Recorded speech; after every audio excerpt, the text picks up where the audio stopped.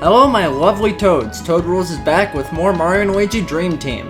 In the last video, we did a lot of exploring. We actually accomplished quite a few of our goals, including bringing not Brockmanjor, why do I keep making that mistake? Boss Brickle, and yeah. So, now we're finally going to be trying to save Eldring, like we've been trying to do for the previous 3 parts. That was quick, he's already asleep.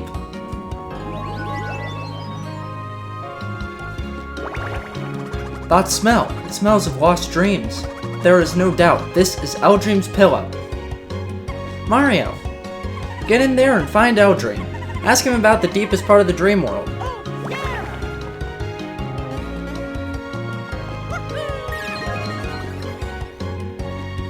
So, an interesting fun fact about this video that I'll get to in just a tad bit.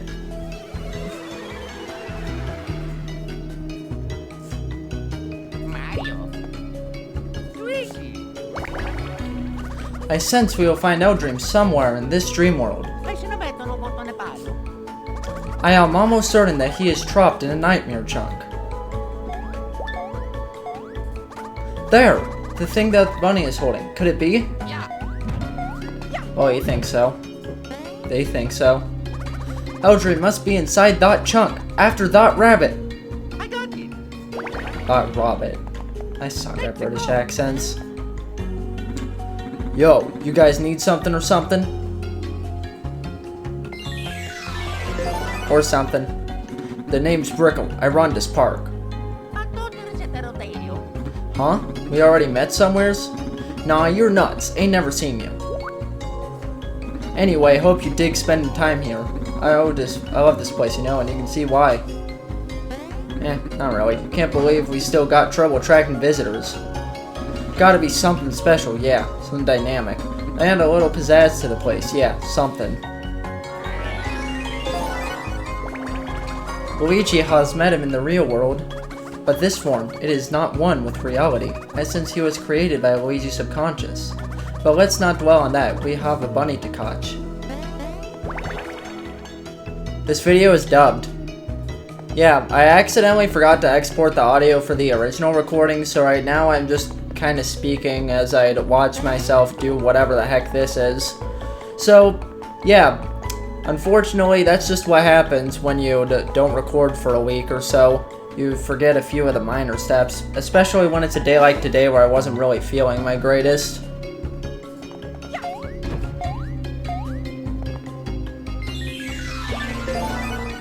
You see that just now? An old guy? A bunny? Oh, I don't know. But that bunny was real cute. Hey, that's it! That bunny's the key. People is gonna come in droves. A gentle breeze wafting on the grass as the bunny hops. Little Mushroom's park mascot. Oh yeah, that'll woik. Done. That's the plan. Gotta catch that bunny. You trying to catch that bunny too? You know what that makes us? Rivals. Oh no, bunny ears. Vahahaha. Check the ears. Best just give up now, fellas. Ain't no way that bunny resists this juicy carrot. I'm catching that bad boy first. Let's go.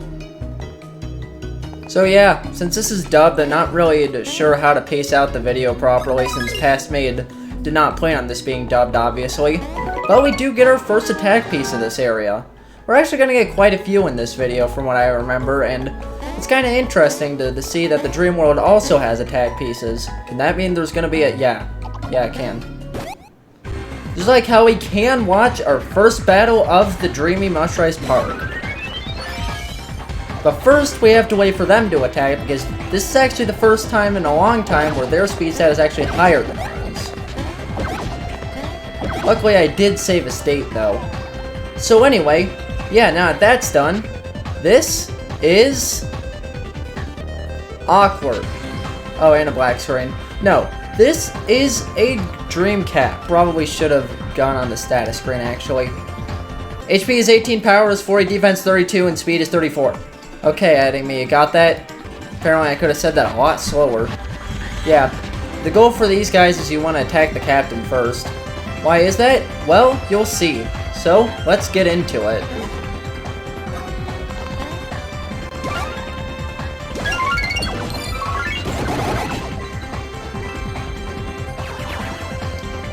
See, these poor little things, after their leader is destroyed, get really scared. Also, for some reason, I do a lot of jumps here, which is actually something that'll persist through all of the battles. Which is odd because the optimal strategy for these guys is actually after you defeat the leader, you want to use the hammer. Why? Well, you'll actually see why in the next video when I actually showcase how the hammer looks. Oh hey, we got no-hitter 8. Everything's made better with no-hitter 8. My depression got cured because of no-hitter 8. Anyway, time for me to save a state. And let's go. What's especially lovely about that one is that I even hovered over what I was going to do. Anyway, one thing that I mentioned I was going to do at this point in the video is that in my previous videos I feel that I've been a bit harsh on Mario and Luigi Bowser's Inside Story, so I kind of wanted to use a bit of this video to talk about positives that I have with the game. I'm not going to spoil where I'd rank it amongst the other games in the Mario and Luigi series because I plan on talking about that at some point in the future, but yeah. For one thing, I actually really do like the introduction to 2D sections. Even if I like them a bit better in Dream Team, that doesn't mean that I think that they're bad in Bowser's Inside Story. Another thing is that I do find fighting as Bowser really fun, and there are some moments in Bowser's Inside Story I actually like more than Dream Team. Just that I'm kind of blanking on them, because, yeah. Another thing about the game is, it is weird. It is probably the weirdest in the series, but I actually don't really mind that, partially because what I like is, despite its odd premise of literally the Toads get force-fed mushrooms that inflate them by an evil antagonist that has a very odd speech pattern. What makes it work is that they know when to take their story seriously.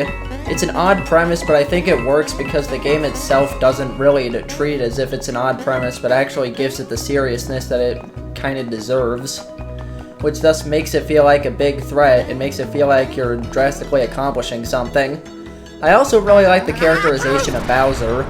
That's one thing that I think that game did a lot better than this one. Bowser himself is selfish, but you can still sympathize with his motives, which in turn makes him a really likable character to play as. It's also nice that there's a main character that can actually speak. Because in a lot of games in the Mario and Luigi series, since you're playing as Mario and Luigi, you oftentimes don't really know what the main characters are thinking, so it is kind of nice that you can know what Bowser's thinking at all times. Wow, I thought of way more positives to say than I did in my original recording. But anyway, now we're about to encounter another cutscene. Here, Bunny Bunny, come and get it. Grab him! Okay, so this may require a bigger carrot. So cute. That thing is exactly what I need. Ain't nobody coming to the park otherwise. Ha ha ha. Bye. That was weird. So, now let's continue.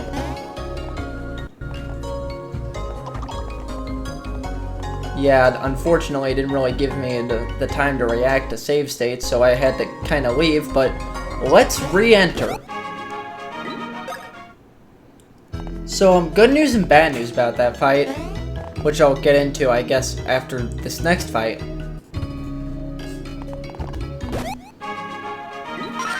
Well, this fight is just all around good news. Now I just gotta remember what I was gonna say about the previous fight for even longer. But anyway, the good news about this fight is that I finally used the hammers. And the other good news about this fight is that I'm going to upgrade my defense, because now Mario is leveled up, and yay, OCD. Anyway, so about the previous fight, I ran into a few issues because the thing is that prior fight... Oh, come on! Bunny Bunny, old Bricker ain't gonna hurt ya.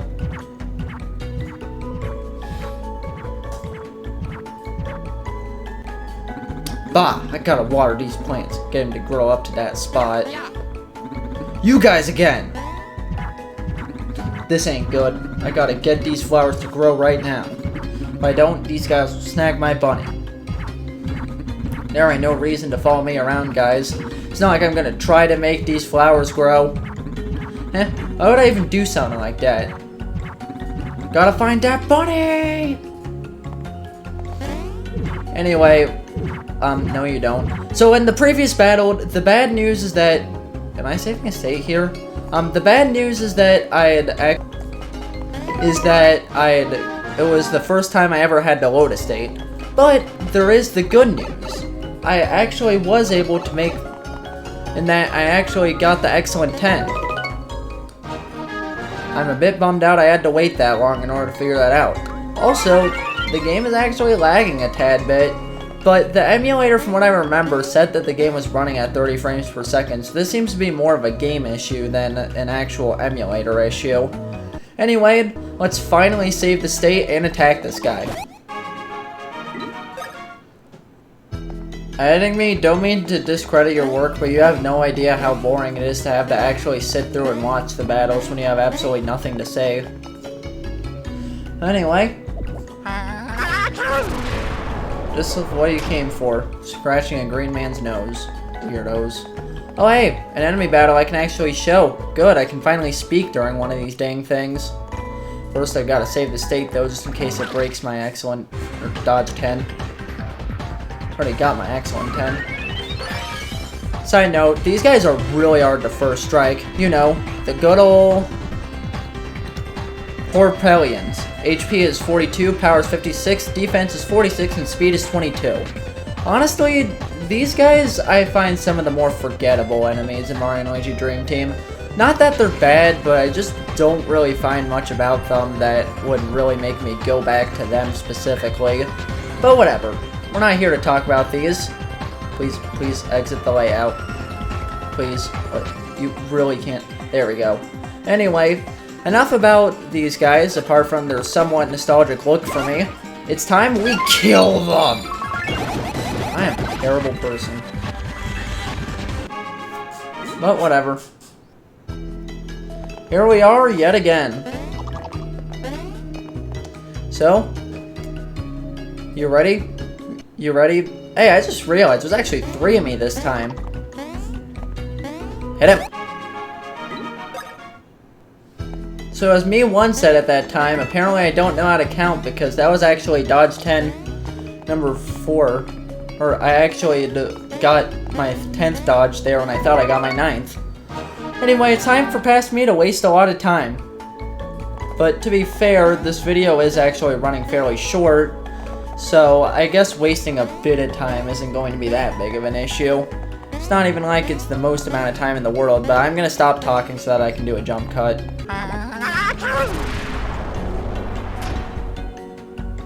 You know, I just realized, it's funny, I said jump cut and I'm cutting out a lot of me jumping.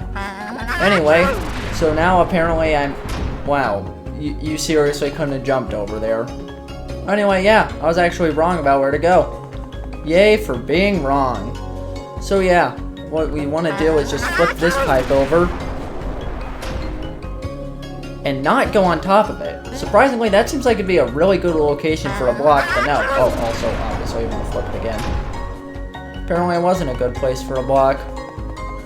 Here, on the other hand, there, we got a syrup jar, and I fell. Okay. Well, at least Luigi didn't get sad. There's something you can happen, like if you yank his mustache too much, he actually gets sad. Well, anyway, whoa! So now past me has figured that out. One thing I mentioned in the original video, okay, so this pipe doesn't lead to any blocks or anything. Anyway, one thing that I mentioned in the original video that I do kind of agree with is I kind of like how the Dreamy Mushrise Park has a somewhat green glow to it to represent Luigi and nature. It gives it a somewhat more unique aesthetic, but definitely it does kind of feel on par with Mushrise Park being, in my opinion, one of the less thematically interesting areas. But I'll save that discussion until after we go through Luigi's level up. So, since we upgraded defense for Mario, let's do it for Luigi as well. And of course, he's the one that gets the 4. Yay. So what I was gonna say is, I actually personally think that... whatever. Oh yeah, another thing is earlier I mentioned that usually I like to pause and raise the volume of the music to let you guys really get versed into it, but in this case I really not feeling it. So apparently I'm going to end the video here. I was not actually expecting that. I thought that I was going to finish this pipe puzzle in this video, but apparently I was wrong. So, tune in next time, guys, where we'll finish the pipe puzzle and potentially get the rabbit.